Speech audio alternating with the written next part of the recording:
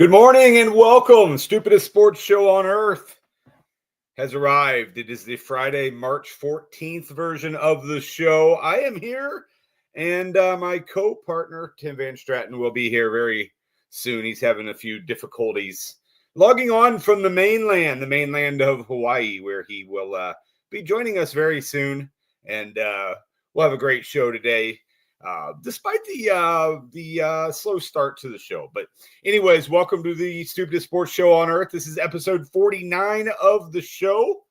I'm really excited about today. Friday, of course, college basketball day. A bunch of college basketball going on today. We're also going to talk NFL free agency, and we'll spend some time maybe at the end talking Major League Baseball awards, as the first Major League Baseball games are next week. It is Cubs and Dodgers playing this week. So I think my partner Tim is joining us. Good morning, Tim. Let's do something real quick.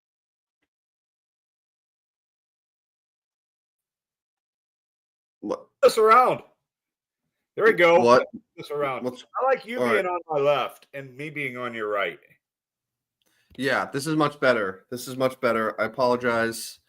It's 3:05 a.m., but I'm here. Technical difficulties. Yeah. Morning, Tim.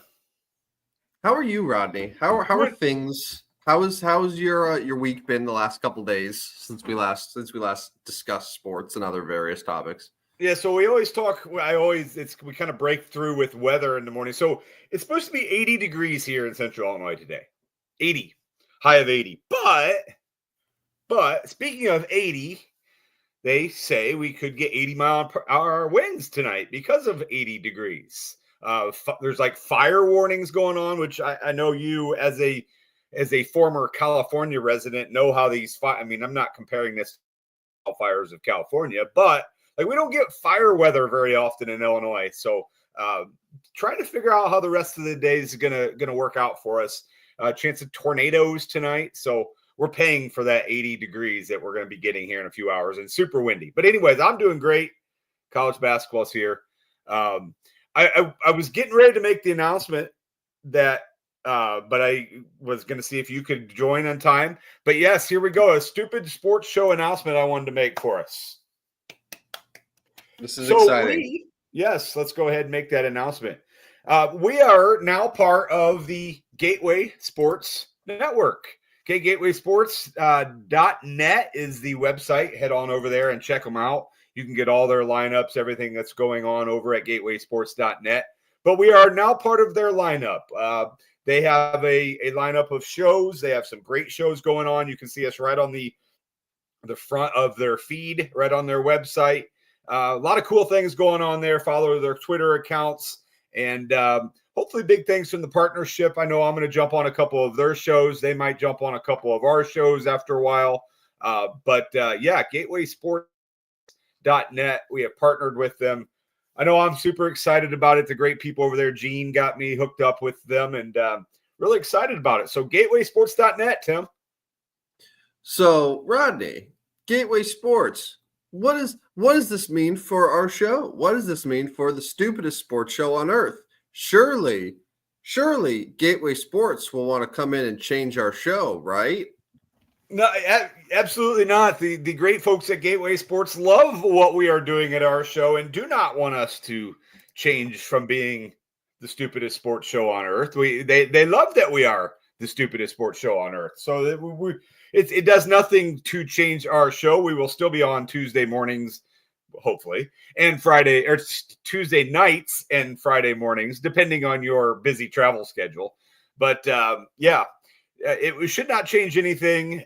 Basically, what it'll do is it gets their eyeballs on us and our eyeballs on them, and it just should be a fun partnership where we might be able to collab together over the shows and over the weeks. But no, it should not change what we are doing here at the Stupidest Sports Show on Earth.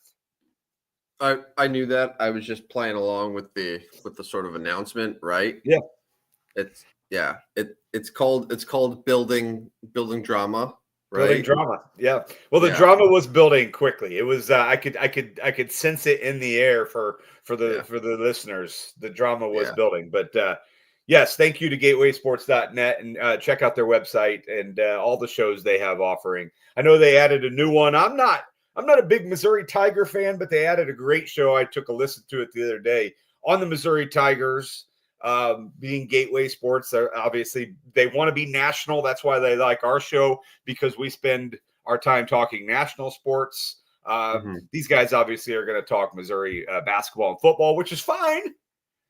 But yeah, so we're going to bring the national talk and kind of the variants of all the different sports. That's what they like about our show, Tim. So we got to keep it up. They are they St. Louis guys, like the people who started it? Are they like St. Louis guys? Are based out of the St. Louis area. They some of them have moved to other places. So at this point, they're not all in the area. They are interested in you coming and seeing the Angels Cardinals in a couple weeks, Tim. Oof. I don't know if I can get you down there or not. Oof. If I can get you to St. Louis. We'll see what the weather looks like for that day. But Angels Cardinals at the end of March. Nothing to do with the invite and going to see them in St. Louis. It's the Angels that I'm getting nauseous at. It's that portion of it. And also if you're listening, our overlords now at Gateway Sports, you should know that I have very strong feelings about any baseball being played this early into the year to March. Baseball should be exclusively reserved for, honestly, like, I'll just say it, mid to late April. Yeah, I'm with you. I am with you. I just don't understand why we have to start the season so early, and then we are starting some of these. Well, St. Louis is hosting opening weekend. The Cardinals and Twins. So I'm just not. And you've laid out plans for us, like LA, San Francisco, Anaheim, Arizona, all those teams, the domes, all those teams can host the first 10 to 14 games. Right. It's basically all of the warm weather teams and indoor stadium teams. If we are going to be playing this early, should be the ones that are hosting for the first week or two of the season, because like we see this every single year. Awesome. Opening days here. This is so amazing. Oh, 4 games have already gotten postponed because we're playing in late March, games that are in Philadelphia, in Cleveland. And it's like, of course the weather is bad. Yeah. Like it was snowing 2 days ago. Like what did we expect? Yeah. So it's one of the most annoying things about the new like baseball schedule. And hopefully eventually, Rodney, there will be a day where we add a team in, say, Nashville. We add a team in Montreal that maybe has a roof, right? And those will be 2 more teams that'll have favorable environments. And then perhaps we'll be one step closer to my overall plan of 15 or 16 teams that have suitable atmospheres for early season starts they can host. You mean hosting in St. Louis, Chicago, Minnesota, Detroit? So I was going to ask you. So St. Louis and Kansas City, they're like, it's fringe. They're official fringe to me, but I feel like it's still leaning more toward too cold. Oh yeah. I'm not fringe on this one. St. Louis at the end of March, you could see 38 degrees with flurries for Awful. Cardinals Angels. Awful. Not gonna work out. That's not baseball weather. So I would move the season back. Go ahead. Yeah, no, I would almost, and I'm a purist in many ways with baseball. Like the 162 games, I don't want to do anything with it, but I think I would almost rather take away a few games and start the season a little bit later. Yeah. Than start early. Like no one's in baseball mode yet. Like you're still in March Madness. Like it's just, it's cold. It just doesn't feel right. We're trying to force baseball. And I don't want to force baseball. Baseball should be a beautiful thing that everyone looks forward to instead of just like, oh shit, it's here. And that's kind of what it is now. Yeah, and then we're playing opening day next Thursday in Japan, like March 20th. Don't even get me started on that. 10 days before the rest of the season starts, or I guess it would be a week. But like, what are we doing? I get that you have to do the travel to and from Japan, and that's going to take a day or whatever. But like Thursday, Friday next week, we're playing Major League Baseball games, and that just And worst of all, I had to do not one, but 2 fantasy drafts this week in Hawaii. I had to disrupt my Hawaiian vacation to do fantasy baseball drafts because we have to make sure our teams are set before the Dodgers and Cubs play 2 games in Tokyo that none of us are going to be awake for. Yep. No one's going to see them. Yep. They're in the middle of the night. So I've got 2 this weekend. Right. So we have to prepare for them because these games are coming up. We don't want to miss Ohtani and all these potential stats. Like, give me a break, man. Just play baseball when everyone else is playing baseball and make that date April 15th. Like, come on. Yeah. Now I'm upset. Now I'm upset. Wouldn't think it would be all that difficult. But anyway, so either this show or Tuesday night, we're going to get to our official awards that we're gonna predict for this season. We may not get to it this show because we do have a lot of college basketball. We have some more NFL free agency to talk. Let's get to the conference tournaments that are going on in college basketball. So actually, I'm going to skip ahead. I'm going to go to this one first. This is the bigger news of the tournament. So the last time I can remember something this late in the season that affects one of the best teams in college basketball would be the Kenyon Martin Cincinnati days, where he broke his leg heading into the tournament. They kind of punished Cincinnati on the seedings. Cincinnati didn't fare real well. Duke is the top team in the country. They lost a guy to a shoulder injury yesterday. They lost Cooper Flagg to an ankle injury. They wheeled him off in a wheelchair. Obviously, Cooper Flagg shouldn't play today against North Carolina. I would guess he's not. But if you're Duke, you're probably pretty hush-hush on this injury because you don't want to get punished by the seeding committee. You want to say, okay, yeah, we think Cooper Flagg can play. But this is the biggest news of the tournament because this is a team that many think are going to win. They're not winning the tournament without Cooper Flagg, are they? No, sir. No, sir. And I was watching a little bit of the game. I saw when he got hurt and left. And so Duke, they ended up winning yesterday because they were down pretty big against Georgia Tech early on, which was a little bit of a surprise. But yeah, and this goes back to what we were talking about earlier, where these conference tournaments, it's like, how important was Duke? Like, how important was this tournament for Duke? So they're the number 2 team in the nation, right? They moved to number 1 with Auburn's loss last week. They're probably the overall number 1. Probably them and Auburn. If they would have lost yesterday, let's say they decided, hey, we're going to sit Cooper Flagg, we're going to sit Caduple, like all these different guys, and let's just worry about it at the tournament because we got a game to play a week from today.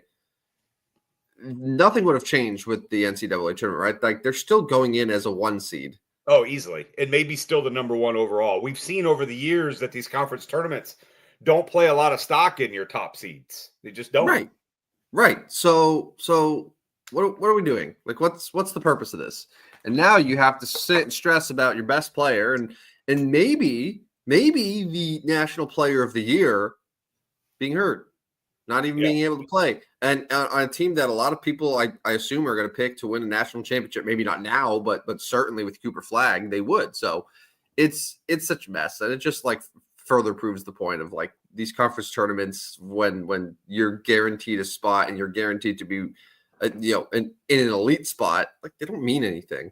Yeah. And now it's a tough situation because they've got North Carolina today, which obviously we know the difference, the big rivalry, Duke, North Carolina. But now, you've got North Carolina who was needing big wins, and they got a decent one against Wake Forest yesterday. Now, even if they beat Duke, it's going to be okay, so that's going to be considered a quad 1 win for North Carolina.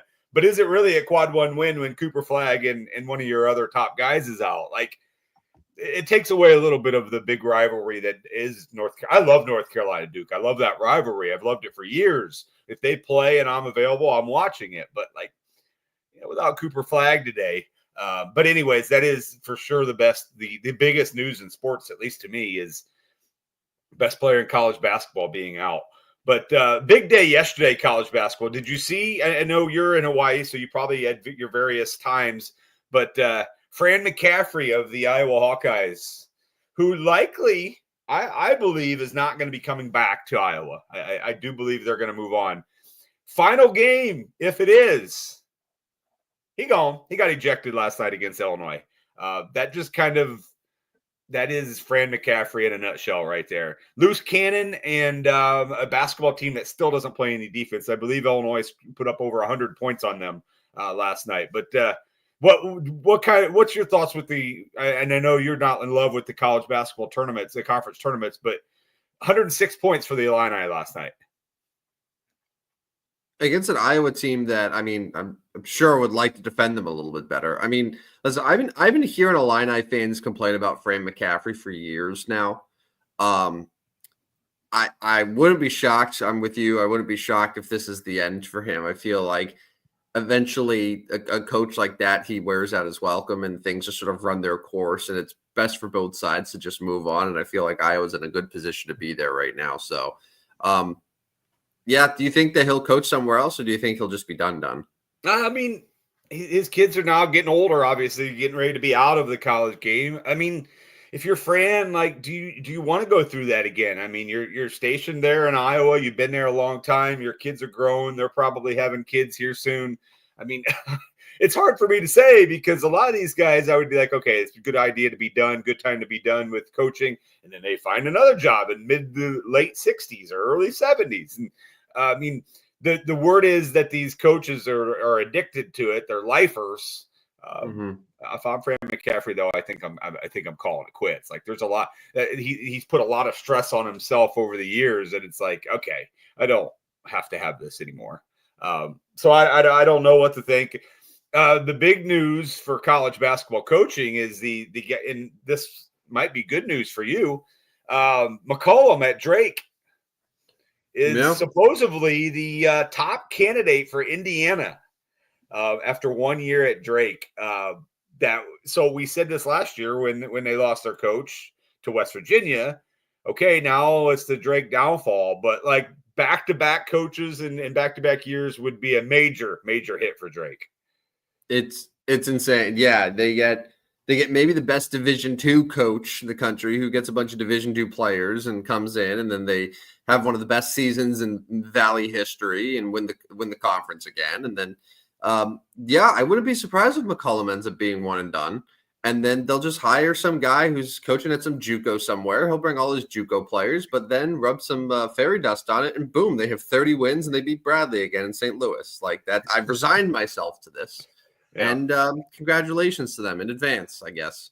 Some of the big games today. So we're starting at 10:30 Central Time with St. Bonaventure and VCU. But out of the Big Ten, Oregon and Michigan State. I love this Oregon team to continue playing well. They've won 8 in a row. They're 24-8.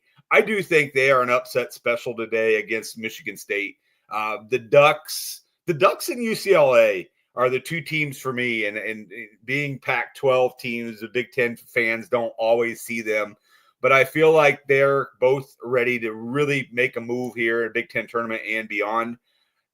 Wisconsin, UCLA is after that. That's a 1:30 game in the Big Ten. Illinois, Maryland should be a good one tonight. 5:30 Central Time, 24th ranked Illinois, 11th ranked Maryland. And then the final Big Ten game tonight is Purdue and Michigan. So you really have a lot of chalk in the Big Ten. Probably the best 8 teams. We probably have it right here. Other conference tournaments, we talked about Duke, North Carolina. That's tonight. There's 2 games in the ACC. SEC was wild yesterday. Arkansas lost at the buzzer, and Kentucky won at the buzzer. So those that dislike the John Calipari, it was a good day for them as Arkansas went to the line, missed 2 free throws, came down the other side, gave up a 3, and then missed a chuck at the buzzer to chance to tie it. So a bad day for Arkansas as then John Calipari, or then his old team, Kentucky, won at the buzzer last night. Another big game at 1 o'clock today. St. Louis, the Billikens, they play Loyola. How about that rivalry? Now we've got that's a decent rivalry, though. You've got the St. Louis, you've got the Chicago. That's one that should build over the years, I think. St. Louis and Loyola, 19-13 against 21-10 today.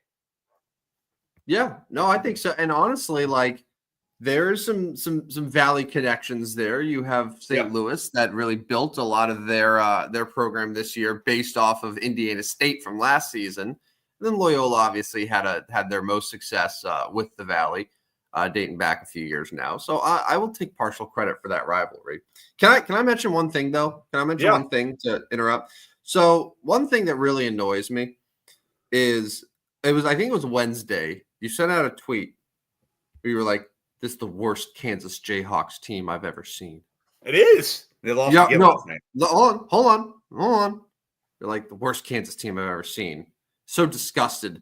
And I see Kansas won against UCF. Now they did lose yesterday to Arizona, but my point being that I hope you know how privileged you are to just sit there and be disgusted about how awful your basketball team is after they win a game.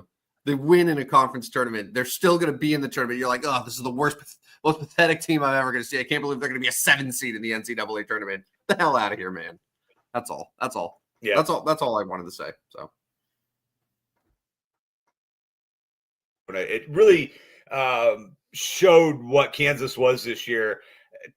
At times played well, but then in the end just was super sloppy. Stupid fouling 3-point shooters, turning ball over.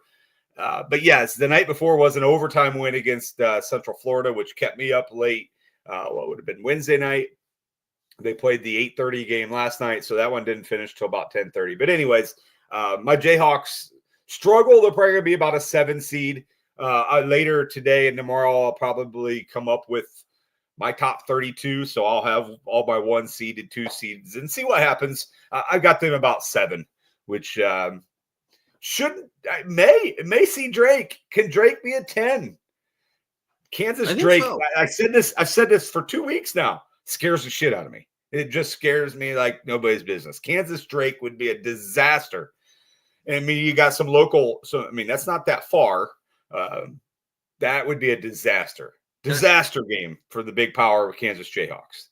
I don't know what type of college basketball you enjoy watching the most. I don't know. I know you love college basketball. I don't know if there's like a style that you prefer over the others, but if you like watching college basketball teams that actually like just can make it a high, high possession game, pace of play, all that, you're going to hate watching the Drake Bulldogs. Yeah. And what it's going to be is like, this isn't like if Drake is going to make a run in March, I don't think they will, but if they are going to make a run, it's not going to be like Florida Gulf Coast where it's just dunk city and just fast paced. And it's like a Cinderella that you like are like, oh shit, like that happened so fast. It's going to be death by a million paper cuts. And you're just going to have to sit there and just watch this slog of a basketball game where they just eat up every single second on their shot clock. It's just defense. It's like it, and it's going to be the most miserable upset that you've ever watched. Like the quality of basketball, if you are into like fast-paced games, it's going to make you sick. It's going to make you sick, especially if you're on the losing end of that. Yeah, I'm already prepared that they'll 42, but 36 of the points are going to come via the 3 because and I know a lot of big programs that get upset say this, but every 3-point shot goes in the NCAA tournament against the Jayhawks, especially in the first round losing matchups, the Northern Iowas, the Bucknells, the Bradley. Every 3-pointer goes in. Shot goes up, it goes in. 12 of them. I'm expecting 12 threes. Dan's got a good one here. Drake would rather win 24-22 than 198. Yes, which reminds me,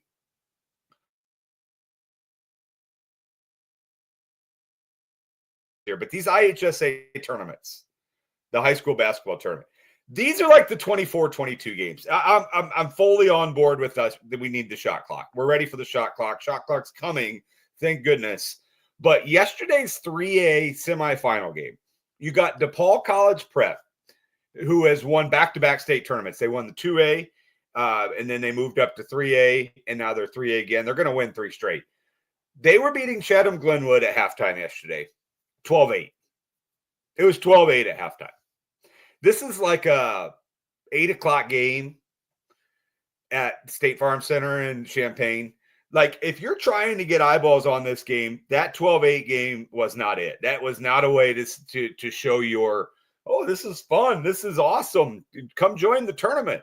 12-8. We need the shot clock. We need to move the ball. I get it. And there was another team in Illinois, Eastland, held the ball whole first quarter, 1-0 at the end of one. Now, I like the coaching strategy in that, being kind of a former high school coach and still coaching various levels right now. I like that portion of it, but like 1-0 after one quarter, that ain't it. It's actually insane. It's actually insane that they still, it's 2025 and there's no shot clock.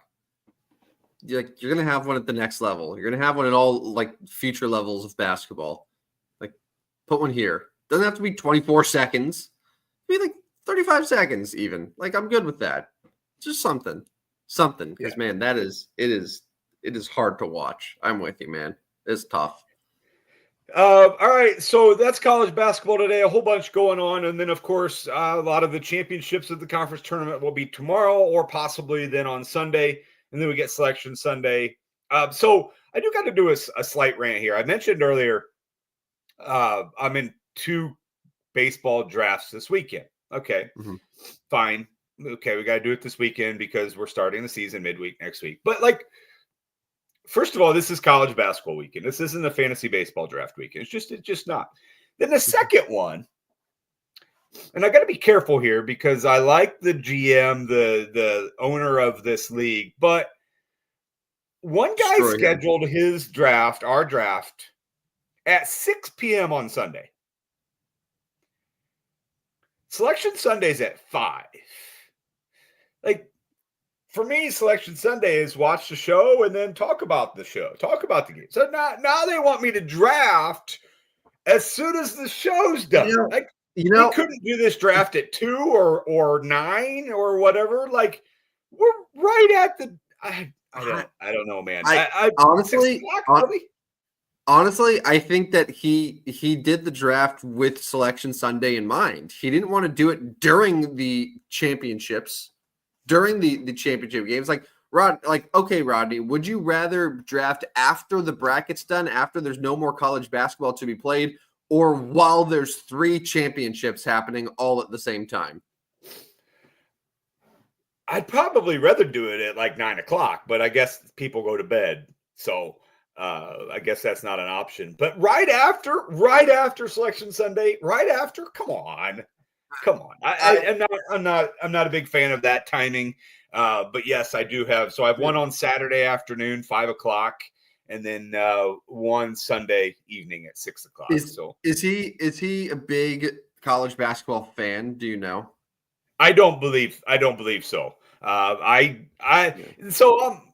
mean, you know me. So I am obviously in our group. I can be very argumentative and kind of poke the bear and push the buttons. But I don't know very many people in this league, and I'm not that type for like this. Like, okay, you say 6 o'clock, I'm going to do 6 o'clock. Like, I have no real good reason to not do 6 o'clock other than I just don't want to do 6 o'clock. Now, if this was our buddies' league, there's 100% chance I'm not making 6 o'clock. Nope, can't make it. But a guy that I don't live near him. He lives in a different part of the country than me. He invited me to be part of this fun league. I'm not going to poke that bear. But I hate the 6 o'clock start. I hate it.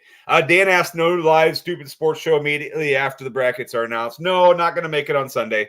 So I think we've made this rule pretty clear from the beginning, Tim. Like, if we're going to have what does Dave Portnoy call him? Like an emergency show or podcast. Like, if we're going to have an emergency, we've got to really, it's got to be really good, right? Like let's give an example of what an emergency show would be. Yeah. There's been some crazy sports stories that have happened since we started this show all the way back in August of 2024. Have we done an emergency podcast at all? Zero. No, usually not. Well, because it's like, I got to coordinate my schedule. You got to coordinate your schedule. Like, a lot of people may not know this, but like, Rodney is in charge of 3 human beings and has to cater to their whim at all times drive them places, buy them shit, just like us to make sure they're all content before he's finally content. So, like, that's a lot of planning to do. And, like, with all due respect to your kids, maybe, like, Jonah would understand, but, like, I don't know if the others would be like, oh, of course, Daddy has an emergency podcast he has to do because so-and-so got traded. Like, I don't know. I don't want to place the blame on you here because I obviously, like, I got stuff going on too, but, like, that's it. It's hard. It's hard when you have these responsibilities. But that said, no, I was going to say, I don't think, like, the brackets being released is an emergency podcast. Just like talk about it on Tuesday, man. Like there's going to be no games played between the bracket release and our next show. Like we're all going to know the brackets. Like what are we going to say? Instead of be like, oh, let's go through each matchup. Like no, man, just do that on your own. I don't care. But we do have to do that next Tuesday. Well, I assumed that Tuesday we would be doing some sort of prediction thing, or we would unveil sort of our top upsets. Because I like to have my bracket filled out pretty early. Yeah. So we'll both have our brackets presumably filled out before the show on Tuesday, and then we'll give our predictions from there. All right, let's move to another round of NFL free agency. We came on Wednesday and we were like in day 2 or whatever it was, maybe 3 of free agency. Now we've hit kind of the end of the week. Since Wednesday, what do we have? What do we want to discuss in the NFL free agency world? Yeah. Right. What's even happened? What's even your happened? New York Giants still do not have a quarterback. Still, they are. So here's what's very, very apparent. What's very apparent with this whole thing? Aaron Rodgers wants to go anywhere else besides the New York Giants. Yes, that's obvious. Russell Wilson is begging to be a New York Giant. Also obvious. But Giants don't want Russell Wilson; they want Aaron Rodgers. And they're kind of just gonna be in this position and then end up with Joe Flacco at the end of the day. So I'm kind of resigning myself to that already. And I spent time yesterday on my vacation. I'm sitting out by the pool and I should be thinking about just like, man, how lucky am I to be out here right now? Like getting away from Illinois for a little bit on this nice vacation with my family.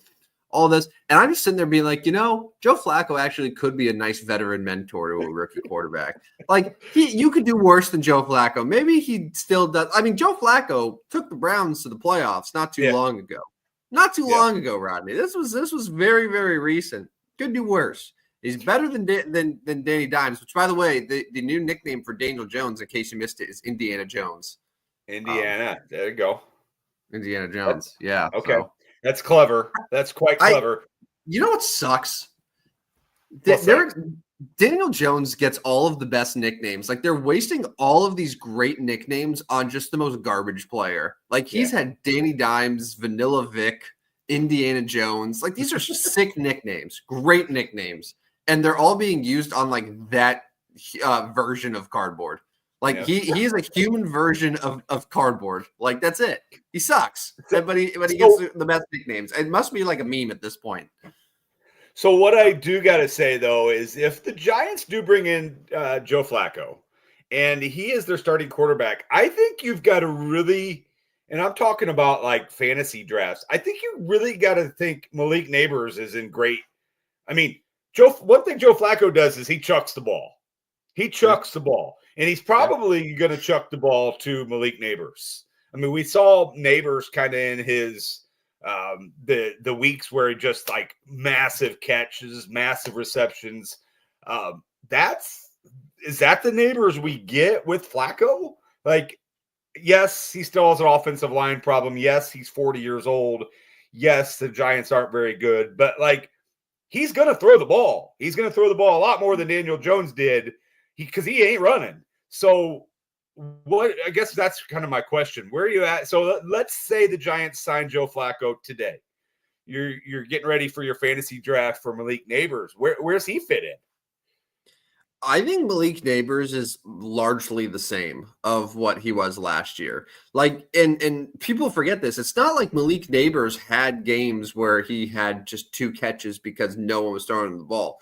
It was Daniel Jones or whoever only throwing the ball to Malik Neighbors. Like Yeah. Malik Neighbors, despite having one of the worst quarterback situations in all of football, had more catches in a single season than any player in Giants history. And that's with missing, 3 games, I think, due to a concussion in the middle of the season. Like any time that Malik Neighbors was available, they just got him the ball. Now, maybe that's just because Daniel Jones can only make one read, but is Joe Flacco going to give Neighbors 13 targets per game?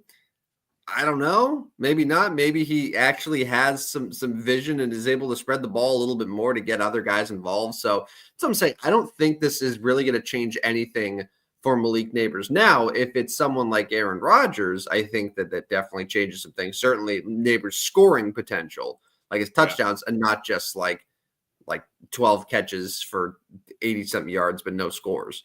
So yeah, I don't know. I don't know how much it would change, to be honest with you, but I would like Malik Neighbors to have a quarterback, because if in the theory is if he can do this with having garbage at quarterback, imagine what he can do with someone who's halfway competent. Yeah.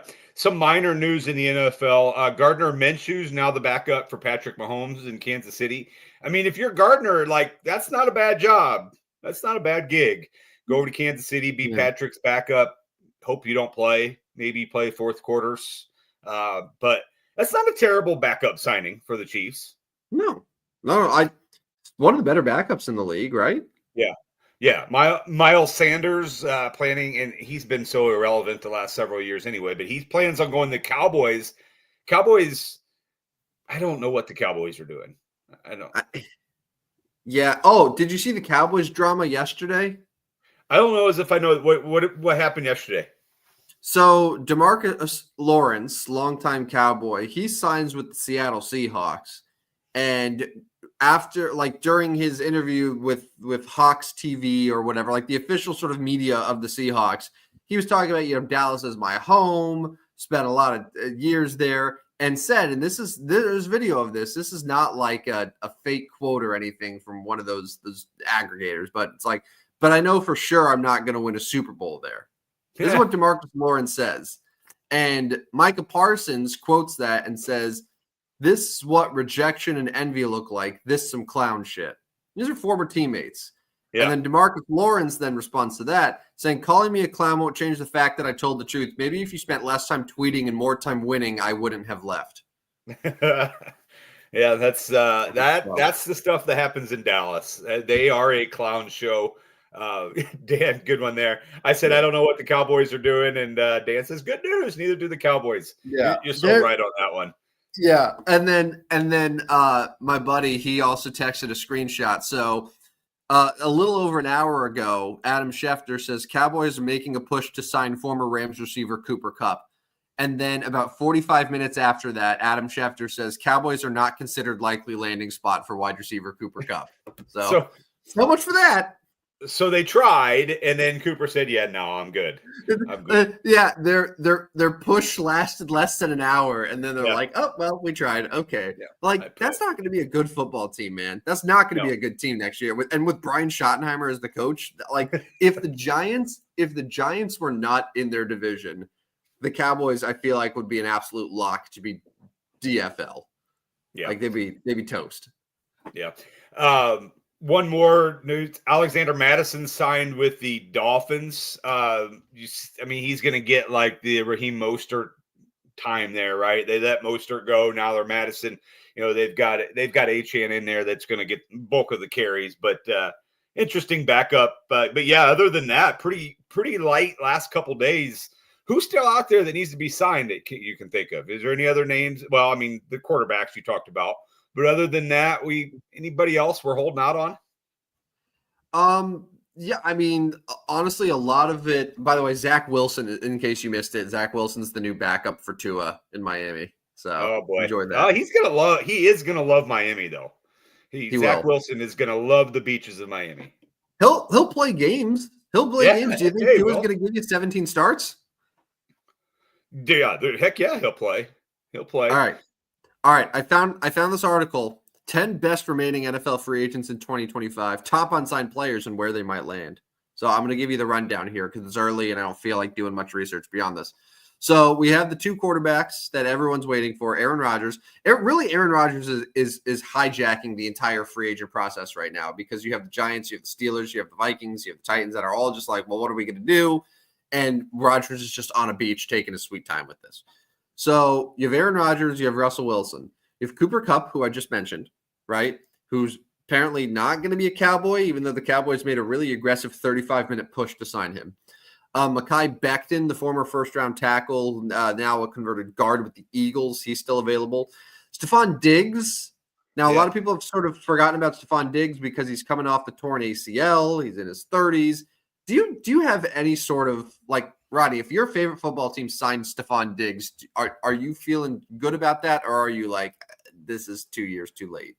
Yeah, I don't love that because from all indications that I have seen and heard of Stephon Diggs is he's not the best teammate either, right? Like, Yeah. I mean, he's never really been overly likable. Josh Allen didn't mind getting rid of him.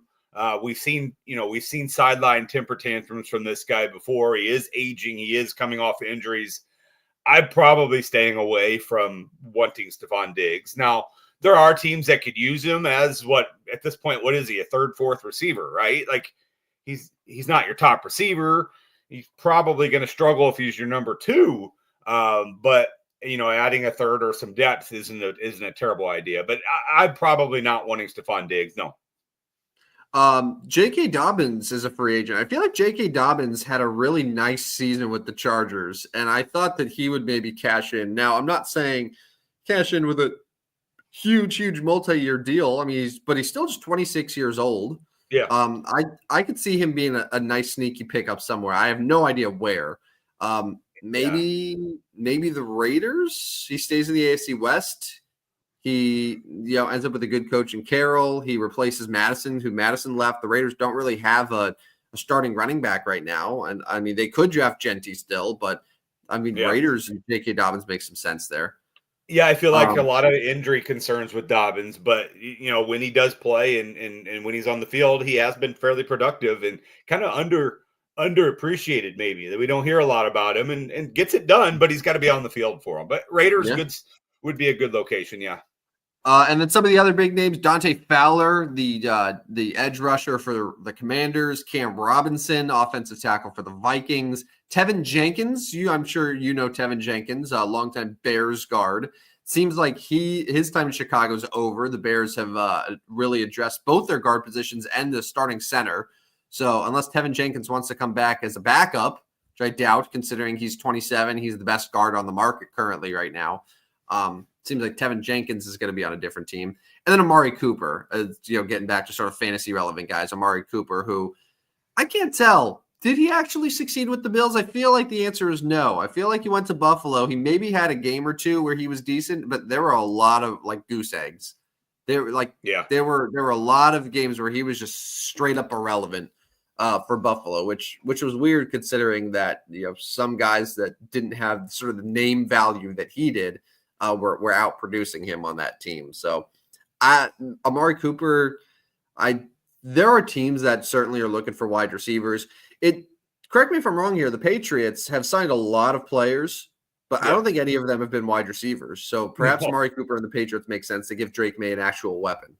Yeah, wouldn't be a bad idea, but like you said, Cooper wasn't really did not have a great year, and is a goose egg candidate a lot of times.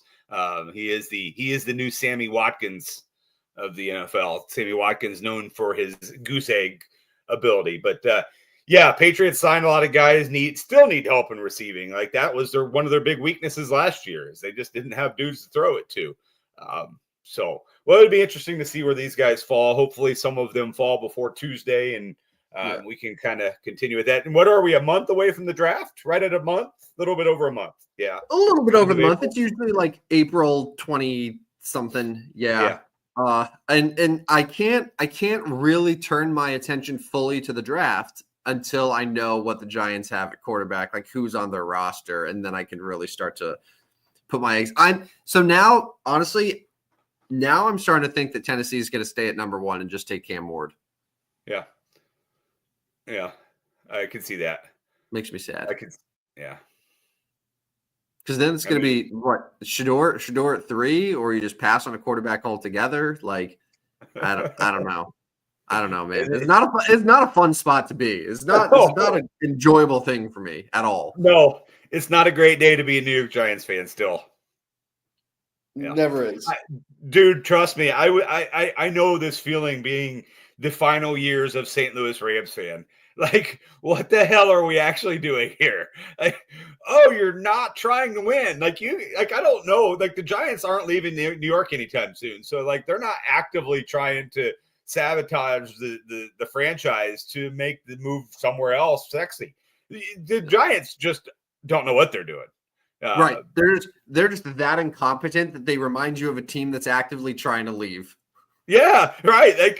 They remind me of the final years of the St. Louis Rams. Like, oh, you guys aren't even trying. You're putting names out here, but you're not really even trying to compete. Yeah. Right. Like who, Rodney, is the 2025 equivalent of Austin Davis and Sean Hill as the two quarterbacks? What's the 2025 equivalent there so I can really know what I'm in store for here? Well, I mean, like, Zach Wilson's not going to be there, but he would be one of those, like a Zach Wilson. Right. So, like, let's say, like probably like a Tyrod Taylor, Zach Wilson situation, right? Yeah. Like Tyrod would go ahead and be your starter, and then you bring in like a Zach Wilson type, a Gardner. Well, Gardner. You bring in who was that other guy that was a long time backup that they started for? Oh Josh man, Johnson. Well, that too. Yeah, boy, there was some bad ones. I could see like a Josh Johnson. It would be like Josh Johnson and Will Howard are like the two quarterbacks. Yeah. Dan says the Giants should take an offensive lineman at 3 and go in on Arch Manning next year. Have him come. Okay. Yes, that sounds like a great plan, Dan. But here's the thing: like, do we know that the Giants are going to be like in the conversation for first overall? I mean, this was the worst Giants team that I've ever seen, right? In my 32 years of rooting for this team. And they're picking 3rd. Like, they haven't had the first overall pick in God knows how long. Like, I don't even know if they have ever, to be honest with you. So, like, I to sit here and just be like, oh, but just get Arch Manning. There's no guarantee, man, because what's going to happen is you have a GM and a head coach who are both like trying to coach and lead for their jobs. They are purposely not going to go out there and try to be the 08 Detroit Lions and go 0-17 and then just like get Arch Manning. Like, no, they're going to have meaningless wins. Tommy DeVito is going to go out there. He's going to have 2-3 cutlet games, and they're going to do what they always do. They're going to be bad, but not bad enough to actually change the direction of the franchise. And then they're going to be in the same position as they are this year. Yeah. Easton Stick and Trey Lance is really good. That is good. That's a good connection to that would be what the Rams did in their final years. I feel good about that. I feel good. I feel like the Giants can contend with that. You know what's insane too, Rodney? Like the team that I referenced, that 2014 team that had Austin Davis and Sean Hill, they still won 6 games that year. Like the Giants won 3 games this past season. Yeah.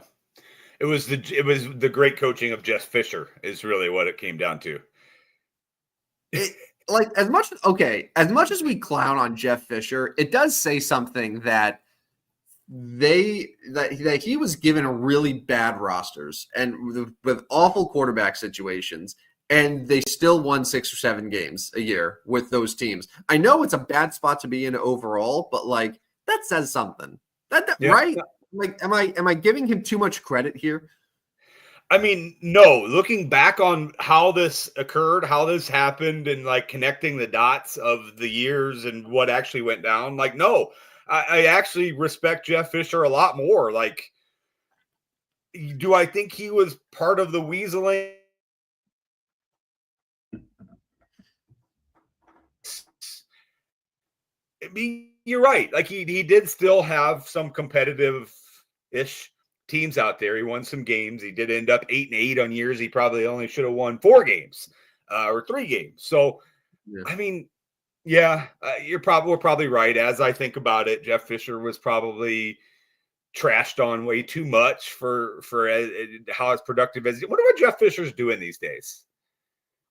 I Like coaching flag hanging football out somewhere. Yeah, grandkids or something somewhere. I never thought that I would be defending Jeff Fisher on this Friday morning show, but like it just in hindsight, I don't know. I feel like he got the short end of the stick. Yeah, and that's another reason we are the stupidest sports show on earth, because Friday morning in March 14th, we're discussing Jeff Fisher, and was he underappreciated or not? Anyways, hey, let me run down the stupid show madness that's going on. We are in the second day of our play-in games, the 2 play-in games today. The 1943 Wyoming team is taking on the 1942 Stanford team. So yes, very old. I get it. The interest for that game may not be a ton, but the voting is still open for another 7 hours. This evening, we'll have the end of the 2 play-in games. And then the other one is really tight. Play-in game number 4, 1978 Kentucky and 1963 Loyola. In fact, right now, the voting is tied. So 7 more hours to break that tie. These 2 winners will make our 64 teams. Round 1 will start tonight. We will get round 1 voting going on tonight. It'll go from Friday night to midnight Saturday, so basically a little bit over 24 hours with 16 games, all sorts of them to vote. The first 2 winners, the first 2 play-in winners, if you missed it, let's see here, who did win? The 1939 Oregon Ducks beat 1941 Wisconsin. And the 1950 CCNY team picked up a win over 1944 Utah. So after today, we'll be down to 64 teams. First round games will start tomorrow or tonight and Saturday night. And there we are. That is the stupid show madness that's going on. That'll continue all the way until we crown a champion. I will give you an updated bracket once these 2 play-in games are complete. That is your stupid show madness. Go to our Twitter account at Stupid Sports Show. Use the hashtag Stupid Show Madness. There it is, Tim. There it is. Beautiful. Beautiful. Excellent. Where can we watch these games, by the way? Yeah. You have to have a whole new streaming package for this one. We charge a whole new streaming package. It's not on your YouTube. It's not on your Fubo. It's not part of ESPN Plus. It's a whole new package. Is this package? Yeah, I feel like this is a good opportunity if Gateway Sports wants to get into the streaming game, right? To have live sports. A good way to start that would be to somehow show these games between the 1942 Wyoming and 1943 Stanford. I think this is a good way to get the kids involved, the new generation of live sports watchers. It would be fun. It would be fun, and probably next level for this 42-year-old. Like I can't quite get to that. Like the technology for me, it's a little bit over my head. My teenager might be able to do it, but I don't think he's terribly interested. But anyways, Stupid Show Madness. Head over to Twitter and please vote, because we have a tie on one of them, so we're going to need to break the tie throughout the day today. We can't have a tie. Tie results in a live coin flip, and I don't want that. So, anyways, let's get to our top 49s in sports, why don't we? Wrap it up for the day. Get you out on the beach. Get a little sunrise walk this morning or something. I'm gonna throw something out there, Rodney, and you let me know if I'm crazy here. Do we have our first ever team on the 49 Mount Rushmore? I think the San Francisco 49ers franchise should be on the 49 Mount Rushmore. Okay, I can go with that. They have a long history of winning championships, succeeding. So I can go with that. Yeah, no, that's a good one. But not the Charlotte 49ers in college. Let's put a pin in Charlotte right now. But I would say San Francisco would qualify, at least for me. Yeah. All right. So outside of that, who you got? So some of the top 49s, let's start in baseball. There's been a lot of them.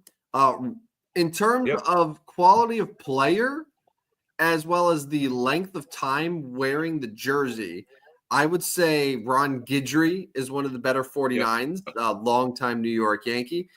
Chris Sale was 49 during his White Sox career. Now, I feel like he's hurt a little bit from not wearing it with the Red Sox and then the Braves. But if you think that, the 7 years that Chris Sale was with the White Sox and had it, he's the second best player ever in terms of career WAR to be wearing number 49. So Chris Sale could be an option as well for the White Sox fans. Tom Candiotti, Charlie Huff, Tim Wakefield, also some longtime guys who wore it. In terms of more modern day players, you have Jake Arrieta, who I know you love, Giovanni Gallardo, Julio Teheran, Armando Benitez, the longtime closer. So there's 49 is another popular number. I would say though, Jamie Moyer, but only for like 3 of his 42 seasons. I would say Ron Guidry would qualify for this for me. Yeah, no, I'm good with Ron Guidry there. I wanted to mention rest in peace Tim Wakefield. You mentioned he's 49, but that was a sad death not too long ago. I can't go with so Chris Sale. You're right. If Chris Sale stayed in 49 when he went to Boston, yes, he would be a no doubter because his Chicago White Sox years were second to none for the most part. It was great. Great. If he stayed 49 because he's a 7-time All-Star, he won a World Series, he led the league in strikeouts twice, so been good. We mentioned the other day Lee Smith flirted with a couple numbers. He was 49 for a little bit, but he's not eligible for this one. So we'll go to San Francisco 49ers and we'll go Ron Guidry. How about that? Yeah. Yeah, no, I feel good about that. NBA, once again, there is just nobody. I don't know what it is with the NBA and just not wanting people to wear 48 or 49. But literally the only players in the NBA to wear 49 in any season, you had Shandon Anderson, who was a Knick and Heat in the early 2000s, Mel McCants, who was a Laker for 1 year in the 1990s, and then Cameron Oliver, who most recently was an Atlanta Hawk in 2022. That's it. It's disgusting. That's not going to work. Pro football, Bobby Mitchell and Dennis Smith were the top 2. Tremaine Edmonds is probably the best one sort of in the modern era, the linebacker. I don't know. Does Tremaine Edmonds do anything for you as a 49 and putting him on a Mount Rushmore? Yeah, I mean, we've left off some really good names over these. I don't know as if you can advocate for Tremaine Edmonds going on this, right? I mean, is 49 a plaque on the wall number? Do we just give a plaque to the 49ers and call it a day? I mean, I think so because Ron Guidry's the 49ers, good. Right, but the 49ers mean all of the players who suited up for the 49ers. So, I mean, alone, that team encompasses Joe Montana, Jerry Rice, Steve Young, Bill Walsh is the head coach. Then the later years, you have guys like Christian McCaffrey, you have George Kittle, you have Vernon Davis, you have Patrick Willis. You know what? 49ers plaque on the wall. Congratulations. I think I feel good about that. Yeah, there's just not 4 good ones that I want to put on there. I think 50s. You know what? I think 50s will end up being better for us. I do. Yeah, I really feel like once we hit the 50s, we're going to take a turn here. You'll get some NBA guys more with 50. So there we go. That is the not Mount Rushmore for number 49 because we didn't do one. We gave a plaque to the San Francisco 49ers. Congratulations, 49ers. There's your plaque. Dan mentions this is a good one. The other one, Brent Gretzky. Oh, yes.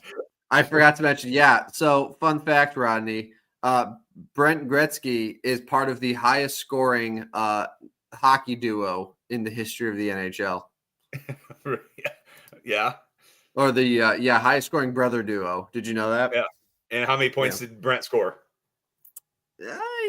Enough. Yeah. Enough. Yeah. Anyways, all right. So sign up for our Substack, obviously with college basketball going on, lots of picks. I had another successful day yesterday, won another 4 units, up 35 units since January 1st. March has been a good month, up 9.5 units, finishing it up right now on my second screen right here. Got 3 NBA, 3 NHL. Work on the college now that the matchups are set. But sign up for our Substack. Go to Substack, sign up for Stupid Sports Show, and share it with a friend, family, whatever you choose to do. But sign up for our Substack there. And if you haven't already, I'm sure you already have, but follow us on Twitter at Stupid Sports Show with no W. And then I turn it over to you, Tim. For the podcast audience, in case you missed any of our 49 episodes, you can go back and listen to all of them on demand, wherever you get your podcasts, talking Spotify, Apple, iHeart, YouTube, wherever you listen to podcasts. Make sure to go there, listen, like, rate, subscribe, review, unsubscribe, resubscribe, take back your rating, then give us another rating, preferably the same one if it's good. Or if it's bad, change your attitude and then give us a good one. So that's where you can do it. And shout out, by the way, in case you missed the announcement at the beginning of the show, we are now part of the Gateway Sports Network. So very excited to be a part of what they're doing there. They love us for who we are, which is really important in any relationship, right? And this is what it is. We are entering a relationship with Gateway Sports. So go check them out. We are one of the many featured podcasts that are there now. And so I'm sure you'll find some other good ones that you like besides listening to us dummies. That's it. Yeah. Shout out gatewaysports.net and shout out all the listeners today. 198 on the live stream right now. Dan won the commenter of the day. Once again, he's got one more. Happy Friday. Happy Pi Day. Yeah. 3.14. That is St. Louis's area code. So it's a big day in St. Louis, the 314. Enjoy the weekend, college basketball, the selection Sunday, your fantasy drafts. Tim, will you be back Tuesday in Illinois for the show, or are you still in the mainland? I'll be back Wednesday. So, yeah. I'll be back. I'm going to confirm with you live on the air. Are we going to do Tuesday night at 9 p.m.? Wait to see. Yes, that's what I was wondering. We'll keep you updated on what we're doing for next week's show. We do got to have a show because the tournament starts. Most definitely. Yes, there will be absolutely a show before. And one of the reasons why we scheduled our vacation like this is I need to make sure I was back in Illinois before the NCAA tournament began. I can live without the playing games, but once Thursday rolls around, I need to be at home with the TV, no distractions. Sounds good. All right, man. Well, let's have a good weekend. Enjoy Hawaii, and everybody have a great weekend. All right. This has been the Stupidest Sports Show on Earth, episode 49. We'll talk to you next week, people. See ya. Step right up, dummies, and listen to the Stupidest Sports Show on Earth with Rodney Newpol and Tim Van Stratton. Yeah.